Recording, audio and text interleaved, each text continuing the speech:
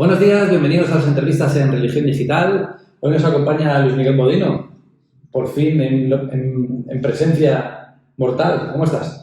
En carne mortal. Todo bien. Luis Miguel Modino, le leerán ustedes, le habré leído muchísimo en el último mes porque ha sido el enviado especial de Religión Digital al Sínodo, antes también, porque es nuestro responsable en toda Latinoamérica.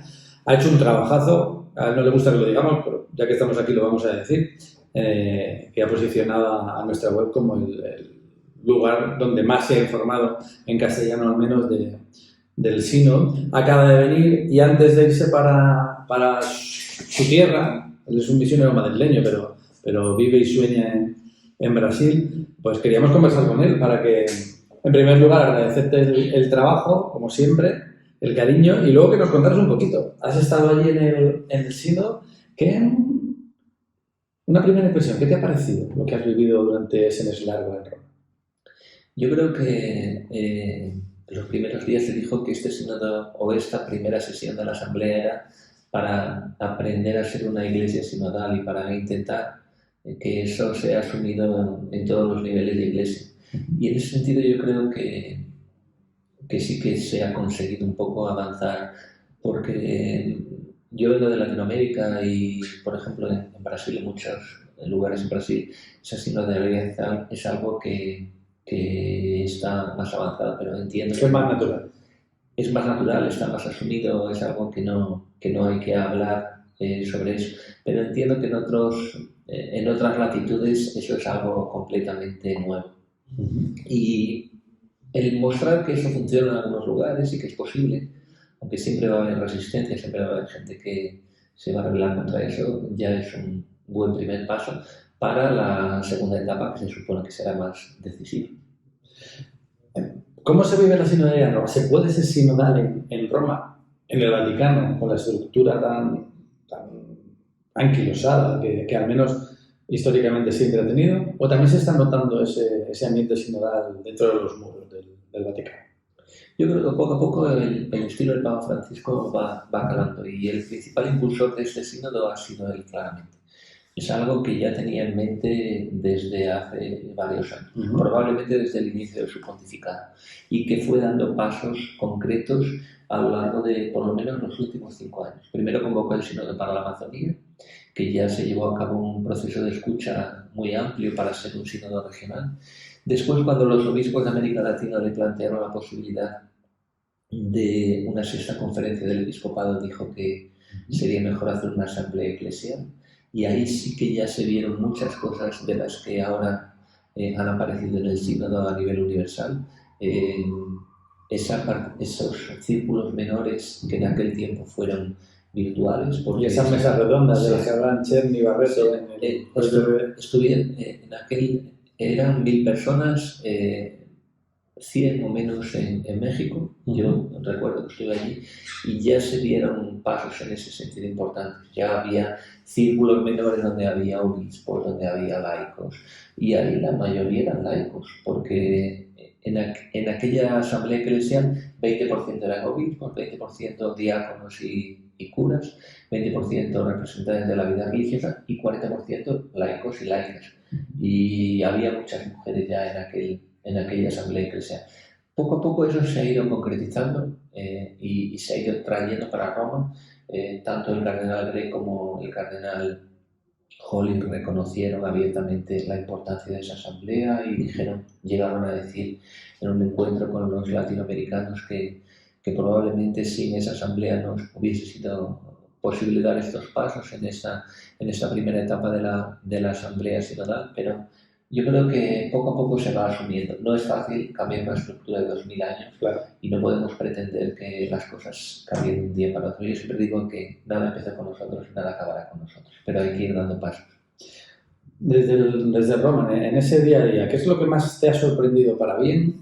¿Lo que más te ha molestado de todo este tiempo? Si las resistencias de las que hemos hablado en más de una ocasión y que hemos personalizado en nombres, existen y se notan en el ambiente, se respiran en el ambiente, en las discusiones, en este mes de trabajo, o no son tan importantes. La información ha sido muy limitada. y uno tenía que ir buscando un poco cómo conseguir esa información. Pero sí que ha habido tensiones dentro del aula sinodal, eso es algo evidente también porque viene gente de culturas diferentes, modos diferentes de vivir la fe. Hay resistencias a que el sínodo sea de esa forma, hay obispos que dicen que eso puede ser, pero que el sínodo tiene que ser solo de obispos. Eso está ahí. Yo creo que habría que dar más pasos para visibilizar más lo que realmente se vive. Es verdad que el Papa Francisco insistió mucho en que eso condicionaría la libertad, pero yo creo que no se trata de decir fulano dijo, pero sí el ayudar a entender lo que se vivía para también poder ayudar en la reflexión. Yo creo que cuando uno escribe, escribe para intentar ayudar. Yo por lo menos lo hago en ese sentido, pero bueno, cada uno tiene su forma de ver las cosas y al final se va consiguiendo los caminos para dar los pasos que uno cree que tienen que ser dados. Comentabas que el sínodo ha terminado con un informe de síntesis, o como lo queramos llamar, y que se espera que la asamblea del año que viene, después de ir a las bases, que vuelva y que se puedan tomar decisiones más firmes. Pero sí que da la sensación, o al menos la sensación periodística, de que hay temas de los que antes sí que se hablaba incluso en los documentos y ahora no aparecen en el informe de síntesis. Y no se cuenta si eso imposibilitará que haya discusión sobre esos temas y que se puedan volver a incluir. Porque entiendo que una cosa es hablar no sé, del diaconado femenino, que sí que sigue apareciendo, pero por ejemplo no aparece algo que sí que aparece en el instrumento de labor, como las comunidades LGTBI y otros temas. Que no aparezca en el documento de síntesis influye para que en el futuro ya no se vayan a abordar esos temas, que sean temas que se han dejado para atrás porque ya se evidencia que no hay consenso, o al contrario, que se ha intentado hacer un documento que evite tensiones y que permita seguir avanzando y que sea de verdad en octubre cuando se puedan tomar decisiones más concretas. Yo creo que depende de la insistencia que se haga en los diferentes temas en las bases. Si es evidente que la Iglesia de todo el mundo quiere que algo sea discutido, probablemente será discutido. En ese sentido, el Papa Francisco es muy abierto. Sí, pero te lo digo porque esos temas ya se habían dicho que se querían discutir. Y sin embargo, el documento que vuelve a las bases elimina determinadas cosas que las bases habían dicho que se debía discutir. Pero yo creo que sí se considera que es importante discutir sobre eso y que insistir para que... Sí, porque está forzando a las bases a que vuelvan a insistir, quiero decir. Sí, pero uno tiene que entender que la forma como fue realizado el sínodo, de los círculos menores solo salía aquello que era consenso.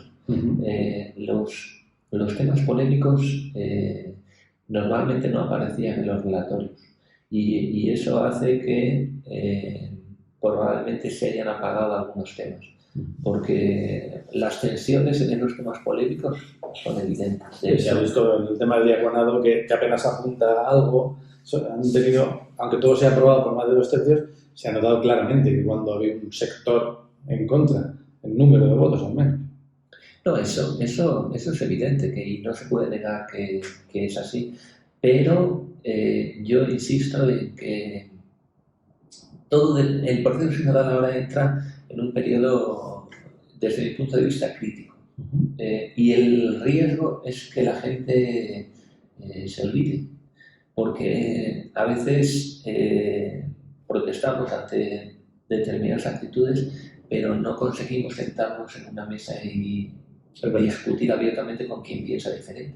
Porque al final la iglesia sinodal no es una iglesia como yo quiero, sino una iglesia donde todos tienen lugar y donde todo el mundo puede hablar y todo el mundo tiene que escuchar. Ese es el gran desafío. Y yo me sentaría con alguien que piensa contrario a lo que yo pienso, o inclusive que es mi enemigo ideológico. Entonces, esas son cuestiones que uno tiene que debatir y ver hasta qué punto estamos dispuestos a eso. Y durante estos 11 meses, el desafío es ese, ver cómo eso se estructura, ver cómo vuelve, ver los filtros que se ponen, porque yo siempre digo que podemos ser un aspersor, pero también podemos ser un embudo. Claro. Y dejar, en ese sentido, yo creo que por la estructura de iglesia, lo que se haga en las parroquias es fundamental. Y en ese sentido, hay que convencer a los párrocos de que este proceso sinodal es importante y que tenemos que fomentar que la gente hable y hable abiertamente y después ver cómo eso que se habla es colocar en los relatorios que se envían a la diócesis, que se envían a la conferencia episcopal, que se envían por parte de las conferencias episcopales a las regiones continentales. Yo creo que en ese sentido tenemos también que ser honestos. Aquellos que, digamos, formamos parte de las estructuras de decisión, están abiertos a temas con los que probablemente no concordamos, pero que son fruto de una reflexión de mucha gente. Entonces yo creo que en ese sentido lo que se va a hacer en estos 11 meses es decisivo. ¿Qué crees que va a pasar en este embarazo de 11 meses? Yo no sé lo que va a pasar pero espero que la gente se pueda envolver, que pueda participar y que se le dé la posibilidad de hacerlo. Porque si no, esto no va a funcionar. Y yo sé que la estructura de la iglesia tiene la posibilidad de impulsarlo y de frenarlo. Me gusta mucho la imagen del aspersor y del embudo, que es muy real. Claro, dentro de un año, estamos fiándolo todo a dentro de un año, que pueda salir un documento que después tiene que ser validado por el Papa o no, porque al final la última palabra la tiene Francisco. Un Francisco que tendrá un año más. No sabemos tampoco quiénes van a participar en la segunda asamblea, si van a ser los mismos que la primera. Son los mismos, claro. Son los mismos. Eso hubo una pregunta en la sala de prensa y Pablo Rufini dijo que serían los mismos los que iban a participar. Siempre pueden ocurrir imprevistos y hay que buscar otro, pero han sido nombrados para participar de la asamblea de las dos etapas. ¿Qué se juega la Iglesia en lo que vaya a suceder de aquí a que salga un documento o a que el Papa tome alguna decisión? ¿O qué pasa si no pasa nada? Yo creo que algo va a pasar. Por encima de los documentos y de las temáticas que puedan salir en este documento, para mí lo fundamental es aprender a ser una iglesia donde las decisiones son tomadas después de escuchar a los otros. El problema de la iglesia sinodal es un problema de autoridad y de cómo se ejerce la autoridad. Que un párroco no tenga miedo de escuchar al consejo parroquial y que solamente si hay algo de extrema gravedad, no tenga miedo en asumir lo que el consejo parroquial decide. Que un obispo no tenga miedo en escuchar a las diferentes estructuras de la diócesis para tomar las decisiones.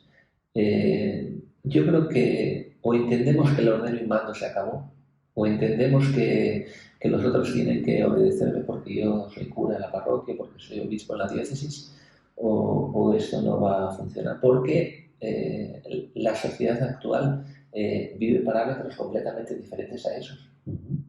Y eso acaba alejándonos de la gente. Un padre no puede decir a su hijo, me obedeces porque soy tu padre. Eso ya pasó a la historia. Entonces, en la iglesia es lo mismo. Me obedeces porque soy el párroco, me obedeces porque soy el obispo. Mucha gente se va a reír de ti. Ese es el gran cambio que tiene que haber. Si yo no soy capaz de escuchar a todos y de tener en cuenta la opinión de todos para tomar las decisiones que en principio tengo que tomar porque alguien tiene que decidir, y la misión que me encomienda es la de decidir, la iglesia cada vez se va a quedar con menos gente. ¿Y crees que eso va a pasar? Yo tengo esperanza de que pase porque hay lugares donde pasa. Yo vivo una realidad donde la iglesia de Brasil está dividida en regionales. Y en el regional en el que yo estoy, en la asamblea es la Asamblea del Regional, no es la Asamblea de los Obispos. Y allí hay representantes de los pueblos indígenas, de los jóvenes, siempre hay un representante de los jóvenes de cada diócesis, de los pueblos indígenas, de la vida religiosa. Allí muchas veces no hace falta ni votar, pero si hubiese que votar, todo el mundo vota y todo el mundo habla. Y nadie dice, a ver lo que dice el obispo.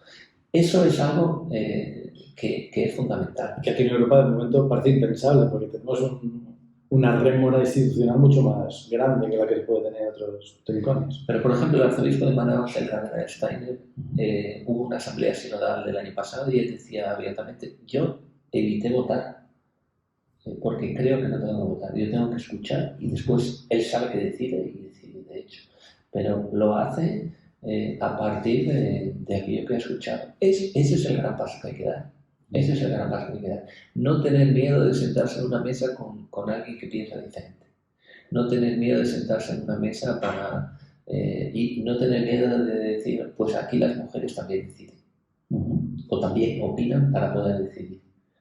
Ese es el gran paso que hay que dar.